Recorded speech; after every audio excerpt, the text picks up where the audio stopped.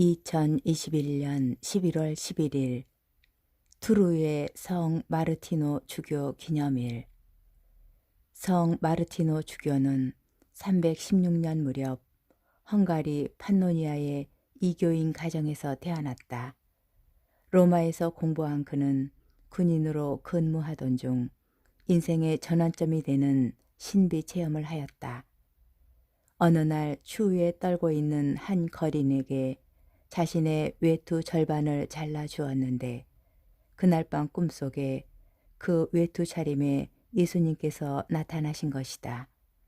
곧바로 세례를 받고 신자가 된 그는 나중에 사제가 되었으며 370년 무렵에는 프랑스 투르의 주교로 임명되어 착한 목자의 모범을 보이며 복음 전파에 전념하였다. 프랑스 교회에 초석을 놓은 마르티노 주교는 프랑스 교회의 수호 성인 가운데 한 사람으로 존경받고 있다. 제1독서 지에서 7장 22절에서 8장 1절의 말씀입니다. 지혜 안에 있는 정신은 명석하고 거룩하며 유일하고 다양하고 섬세하며 민첩하고 명료하고 청절하며 분명하고 손상될 수 없으며 선을 사랑하고 예리하며 자유롭고 자비롭고 인자하며 항구하고 확고하고 평온하며 전능하고 모든 것을 살핀다. 또 명석하고 깨끗하며 아주 섬세한 정신들을 모두 통찰한다. 지혜는 어떠한 움직임보다 재빠르고 그 순수함으로 모든 것을 통달하고 통찰한다. 지혜는 하느님 권능의 숨결이고 전능하신 분의 영광의 순전한 발산이어서 어떠한 오점도 그 안으로 기어들지 못한다. 지혜는 영원한 빛의 광채이고 하느님께서 하시는 활동에 티 없는 거울이며 하느님 선하심의 모상이다. 지혜는 혼자이면서도 모든 것을 할 수 있고 자신 안에 머무르면서 모든 것을 새롭게 하며 대대로 거룩한 영혼들 안으로 들어가 그들을 하느님의 법과 예언자로 만든다. 그래서 하느님께서는 지혜와 함께 사는 사람만 사랑하신다. 지혜는 해보다 아름답고 어떠한 별자리보다 빼어나며 빛과 견주어 보아도 그보다 더 밝음을 알 수 있다. 밤은 빛을 밀어내지만 악은 지혜를 이겨내지 못한다. 지혜는 세상 끝에서 끝까지 힘차게 퍼져가며 만물을 훌륭히 통솔한다. 주님의 말씀입니다. 복음 루카복음 17장 20절에서 25절의 말씀입니다. 그때 예수님께서는 바리사이들에게서 하느님의 나라가 언제 오느냐는 질문을 받으시고 그들에게 대답하셨다. 하느님의 나라는 눈에 보이는 모습으로 오지 않는다.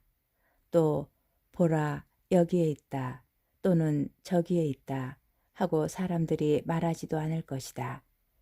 보라 하느님의 나라는 너희 가운데에 있다. 예수님께서 제자들에게 이르셨다. 너희가 사람의 아들의 날을 하루라도 보려고 갈망할 때가 오겠지만 보지 못할 것이다. 사람들이 너희에게 보라 저기에 계시다 또는 보라 여기에 계시다 할 것이다. 그러나 너희는 나서지도 말고 따라가지도 마라. 번개가 치면 하늘 이쪽 끝에서 하늘 저쪽 끝까지 비추는 것처럼 사람의 아들도 자기의 날에 그러할 것이다. 그러나 그는 먼저 많은 고난을 겪고 이 세대에게 배척을 받아야 한다. 주님의 말씀입니다. 오늘의 묵상. 불교에서 선승들이 주고받는 문답을 선문답이라고 합니다. 진리를 깨친 스승에게 제자가 질문을 하는 방식입니다. 그러나 그 대화는 질문과 그에 대한 대답이라기보다는 질문에 대한 또 다른 질문이 되어버리는 경우가 많습니다. 서로 주고받는 대화가 아닌 두 사람 각자의 혼잣말 같기도 합니다. 질문을 통하여 진리를 깨치지 못한 이를 더욱더 미궁 속으로 빠져들게 합니다. 오늘 예수님께서도 선문답을 하고 계신 것 같습니다.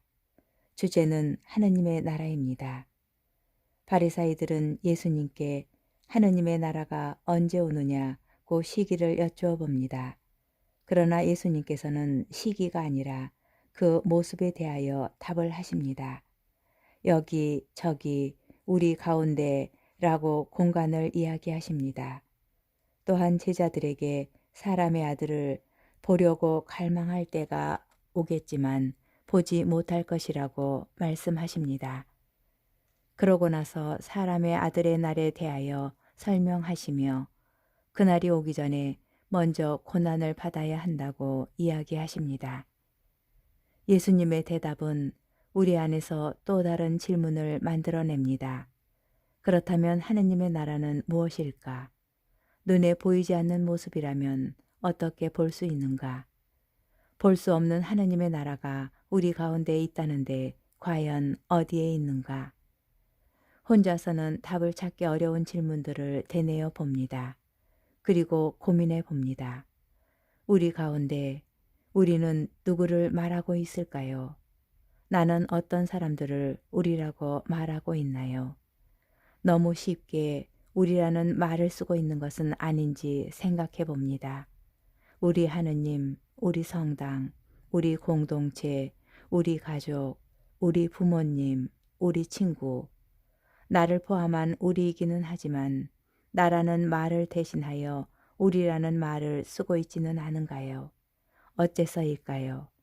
어쩌면 나와 너, 그리고 그들이 우리가 되는 순간이 바로 하느님의 나라를 볼 수 있고 체험할 수 있는 때가 아닐까요? 나만을 생각하던 그 삶의 공간이 우리를 먼저 생각하여 행동하는 공간으로 바뀔 때 그 자리가 하느님의 나라가 아닐까요?